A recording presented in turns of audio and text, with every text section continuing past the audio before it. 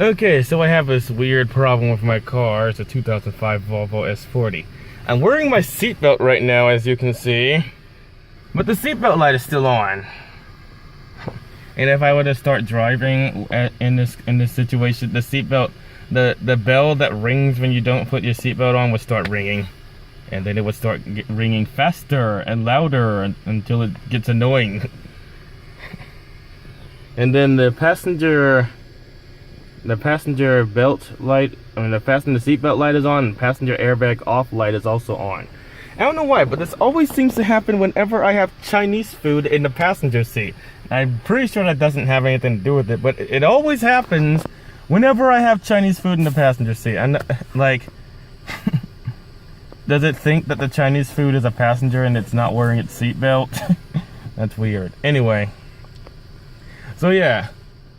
I'm going to show you a really cool feature about this car, but first, a couple of really funny stories. People in this city are very, very weird. Like, I was standing on a bridge to record a train on the Norfolk Southern Railroad that was traveling across an adjacent bridge, and the owner of the bridge is like, "Hey, what are you doing? You're not trying to jump off the bridge, are you?" And I'm like, why would you come to the conclusion that I'm trying to jump off the bridge? I'm holding a camera. What could I possibly be doing that would involve jumping off the bridge? I'm guessing suicide happens a lot on that one specific bridge, because there are lots of signs on it saying like crisis counseling is available. Please call this number before, reconsider first. Then it warns you that jumping off the bridge can be fatal. So yeah, maybe that was the reason. Maybe it happened a lot in the past, and he was worried about that. I don't know why anyone want to jump off of that bridge though, because the water underneath that bridge is really, really cold, and it's filled with duck poop. Like, even if you wanted to die, that seems like one of the most unpleasant ways one could possibly think of to die. Like, if you had a choice, that seems like the worst one of the worst ones you could choose.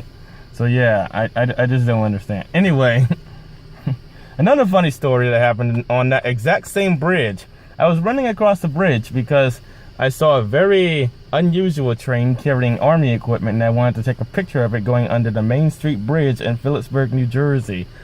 And it was traveling at a slow enough speed that I could sort of keep up with it on foot, but I had to run in order to get to the bridge in time.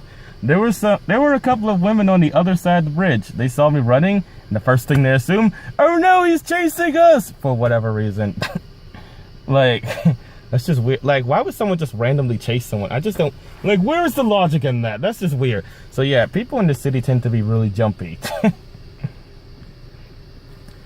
So anyway, a really cool feature about this car. One day I was trying to change the battery because the battery was dead. I took out the old battery, and then I went to go into my trunk to pick up to get the new battery that I had stored in there. But a slight problem.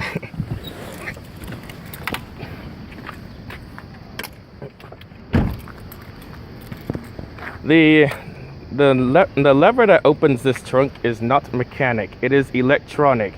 It only opens if all the doors are unlocked, and there's like a lever underneath here, not sure if you can see it, that you would have to touch with your fingers in order to open it.